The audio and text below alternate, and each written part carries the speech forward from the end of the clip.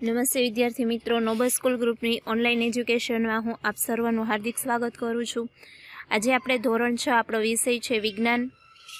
એમાં જે આપણું ચેપ્ટર છે એનું નામ છે વિદ્યુત તથા પરિપથ, ચેપ્ટર નંબર 12। પેજ નંબર જે તમારી ટેક્સ્ટબુક છે એનું 120 તમારે કાઢવાનું રહેશે। અને પહેલાંનો લેક્ચર હતો એમાં આપણે જોયું હતું લાસ્ટ કે આપણે ઘરે કેવી રીતના ટોર્ચ છે એ તૈયાર કરી શકીએ છીએ। તો જો આપણે જે ટોર્ચ તૈયાર કરી હતી એમાં આપણે જોયું હતું કે ઓન તથા ઓફ કેવી રીતના કરવાનું અને કેવી રીતના જે તમે છે જાતે એ ટોર્ચ તૈયાર કરી શકો છો ઘરે જ। પણ એમાં તમારે શું જોવાનું છે, બે ટર્મિનલ હોય છે, એટલે કે ઋણ ટર્મિનલ અને ધન ટર્મિનલ, એ બે શું કરવાના છે તો કે સાથે તમારે રાખવાના છે, તો જ શું થઈ છે ટોર્ચ છે એ તમારી તૈયાર થશે। હવે આપણે શું જોવાનું છે તો કે વિદ્યુત સ્વિચ છે એના વિશે આપણે જોઈએ।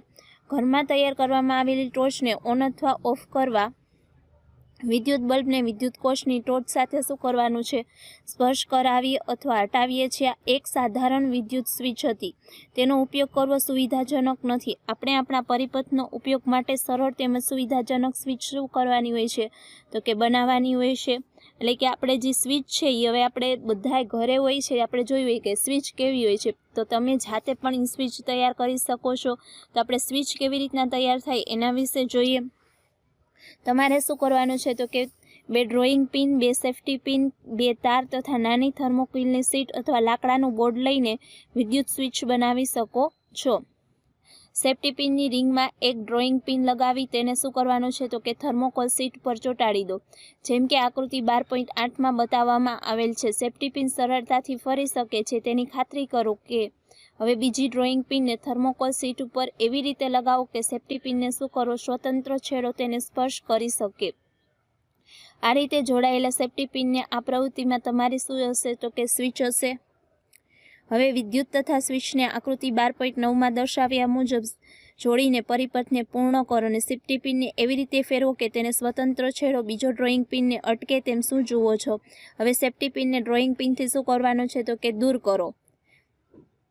જ્યારે સેફ્ટી પિનને બંને ડ્રોઈંગ પિનને સ્પર્શ કરશે ત્યારે બંને ડ્રોઈંગ પિનની વચ્ચેની ખાલી સ્થાનને શું કરશે તો કે પૂરતા કરશે। ત્યારે આવી સ્થિતિમાં સ્વિચને ઓન કહે છે, કેમ કે સેફ્ટી પિનનો પદાર્થ વિદ્યુત પ્રવાહને પોતાનામાંથી પસાર થવા દે છે। આથી વિદ્યુત પરિપથ પૂર્ણ થાય છે। આ રીતે શું થઈ જાય છે તો કે બલ્બ પ્રકાશિત થઈ જાય છે। જો એ બે છે કેવી રીતના જે સેફ્ટી પિન હોય છે એની સાથે જોડાયેલા, જો સેફ્ટી પિનની વચ્ચે જગ્યા હશે તો એમાંથી વિદ્યુત પરિપથ છે એમાં પસાર થશે નહીં, અને જો સેફ્ટી પિનની વચ્ચે એમનામાં એટલે કે જગ્યા નથી ત્યારે શું થશે, એમાંથી વિદ્યુત પરિપથ પસાર થાય છે અને શું થઈ જાય છે તો કે બલ્બ છે એ પ્રકાશિત થઈ જાય છે। એનાથી વિપરીત સેફ્ટી પિનની બીજી ડ્રોઈંગ પિનને સ્પર્શ નથી કરતી ત્યારે વિદ્યુત બલ્બ છે એ પ્રકાશિત થતો નથી। એટલે કે બે ડ્રોઈંગ પેપર હોય છે એને શું કરવું જોઈએ, સ્પર્શ કરવું જોઈએ, તો જ છે એ શું થઈ જાય છે, બલ્બ પ્રકાશિત થાય છે, અથવા બલ્બ પ્રકાશિત થઈ શકતો નથી જો એને સ્પર્શ કરી શકે નહીં તો।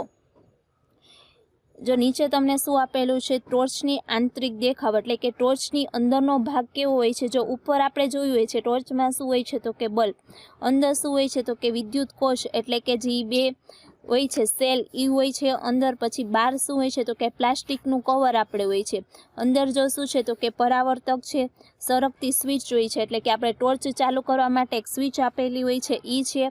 તો સ્વિચ એક સરળ વસ્તુ છે જે પરિપથને શું કરે છે, જોડે અથવા તોડી શકે છે।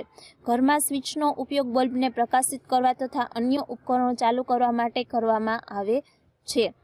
વિદ્યુત વાહક એટલે કે સુવાહક તથા અવાહક, એટલે કે વિદ્યુત શેમાંથી પસાર થાય છે અને વિદ્યુત શેમાંથી પસાર થઈ શકતો નથી એના વિશે આપણે જોઈએ। પ્રવૃત્તિ 5, પ્રવૃત્તિ 4માં ઉપયોગમાં લીધેલ સ્વિચને પરિપથથી શું કરો, અલગ કરો। એવું કરવાથી તમને આ દર્શાવ્યા મુજબ બે સ્વતંત્ર વાયરના છેડા પ્રાપ્ત થશે।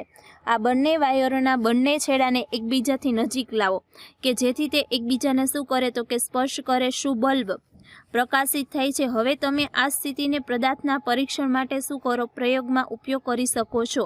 આ વિદ્યુત પ્રવાહને પસાર થવા દે છે કે નહીં તે તમારે શું કરવાનું છે તો કે જોવાનું છે।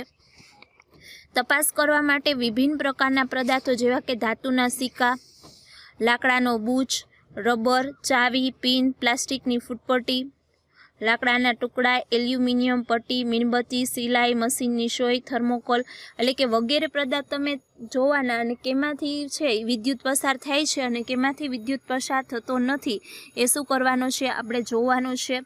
આપણે છે એક પછી એક વાહક એટલે કે ટેસ્ટરના તારના સ્વતંત્ર છેડાને તમે એકઠા કરેલા પ્રત્યેક નમૂનાના 2 છેડાઓ સાથે શું કરવાનો જોડવાનો. અને તમારે ટેસ્ટર હોય છે, આપણે બધાએ ટેસ્ટર જોયેલું જ હોય છે, એમાં આપણને ખ્યાલ છે કે ટેસ્ટર દ્વારા આપણે જોઈ શકીએ છીએ કે એમાંથી વિદ્યુત પસાર થાય છે કે નહીં. તો તમારે એ આ જે ઉપર પદાર્થો લીધા અને એની સાથે 2 જે આ છેડાઓ છે એ જોડીને જોવાનું, એમાં ટેસ્ટર દ્વારા તપાસવાનું કે એમાંથી છે વિદ્યુત પસાર થાય છે કે નહીં. જો ચાવી છે તો એ શું છે પદાર્થ કયા પદાર્થથી બનેલ છે તો કે ધાતુથી બનેલ હોય છે. એમાંથી બલ્બ પ્રકાશિત થાય છે તો કે હા રબર છે એ શેનાથી બનેલું હોય છે તો કે રબરમાંથી જ બનેલું છે, એમાંથી બલ્બ પ્રકાશિત થતો નથી. હવે ફૂટપટ્ટી છે પ્લાસ્ટિકની છે તો એમાંથી બલ્બ પ્રકાશિત થાય તો કે ન થાય. દીવાસળી છે લાકડું છે તો એમાંથી થશે નહીં. કાચ છે તો જે વસ્તુ ધાતુથી બનેલી હશે એમાંથી બલ્બ પ્રકાશિત થશે ને બીજી વસ્તુ હશે એમાંથી બનેલી હોય એમાંથી બલ્બ પ્રકાશિત થઈ શકતો નથી. પરીક્ષણ માટે ઉપયોગમાં લેવાયેલા કેટલાક પદાર્થો વાયરના સ્વતંત્ર છેડા જોડવાથી બલ્બ શું થઈ જાય છે તો કે પ્રકાશિત થતો નથી. એનો અર્થ એ છે કે આ પદાર્થ વિદ્યુત પ્રવાહને પોતાની અંદરથી પસાર થવા દેતો નથી. તેનાથી વિપરીત બલ્બ પ્રકાશિત થવાથી તે માલુમ પડે છે કે કેટલાક પદાર્થો પોતાની અંદરથી જ વિદ્યુત પ્રવાહને પસાર થવા દે છે. તે પદાર્થને શું કહેવામાં આવે છે તો કે વિદ્યુતનો સુવાહક. એટલે કે જે પદાર્થ પોતાનામાંથી વિદ્યુતને પસાર થવા દે છે તેનો વિદ્યુતનો સુવાહક કહેવાય છે. અને જે પદાર્થ પોતાનામાંથી વિદ્યુત પસાર થવા દેતો નથી તેને શું કહેવામાં આવે છે તો કે વિદ્યુતનો અવાહક કહેવામાં આવે છે. વિદ્યુતના સુવાહક અને અવાહક વિશે આપણે અહીંયા જોયું. આપણે શું કરવાનું છે એટલે કે કેટલાક પદાર્થો હવે તમે સરળતાથી સમજી શકો. તારને બનાવવા માટે શેમાં તાંબુ, એલ્યુમિનિયમ તથા અન્ય ધાતુ કેમ ઉપયોગમાં લેવામાં આવે છે તો કે એમાં ધાતુ હોય છે કે એ સરળતાથી શું કરે છે તો એમાંથી વિદ્યુતને પસાર થવા દે છે. ને જો બીજા પદાર્થ દાખલા તરીકે એલ્યુમિનિયમની જગ્યાએ ત્યાં રબર ઉપયોગ કરવામાં આવે અથવા કાચ ત્યાં ઉપયોગ કરવામાં આવે એ તારમાં તો એ શું કરે છે એ સરળતાથી એમાંથી વિદ્યુત પસાર થવા દેતો નથી. એટલે કે તાર બનાવવા માટે એવી જ વસ્તુનો ઉપયોગ કરવામાં આવે છે જે શું કરે સરળતાથી એમાંથી વિદ્યુત પસાર થવા દે. વિદ્યુત સુવાહક તથા અવાહક આપણા માટે સમાન રીતે મહત્વના છે. સ્વિચ, વિદ્યુત પ્લગ, સોકેટ વિદ્યુત સુવાહક પદાર્થની બનાવવામાં આવે છે, જ્યારે બીજી બાજુ વિદ્યુત તાર, પ્લગ, ટોપ, સ્વિચ તથા વિદ્યુત ઉપકરણના અન્ય ભાગો જેને લોકો સ્પર્શ કરે છે તેમના આવરણ માટે રબર તથા શું કરવામાં આવે છે તો કે પ્લાસ્ટિકનો ઉપયોગ કરવામાં આવે છે. વિદ્યાર્થી મિત્રો, અહીંયા આપણું જે ચેપ્ટર નંબર 12 છે એ પૂરું થાય છે. તમારે શું કરવાનું છે, જે ટેક્સ્ટબુકનું સ્વાધ્યાય આપેલું છે એ તમારે સાયન્સની જે પાકી બુક છે એમાં કરવાનું રહેશે. તમારે શું કરવાનું છે આગળ જે ચેપ્ટર છે એમાંથી જ ગોતવાનું રહેશે બધા પ્રશ્નો. Thank you.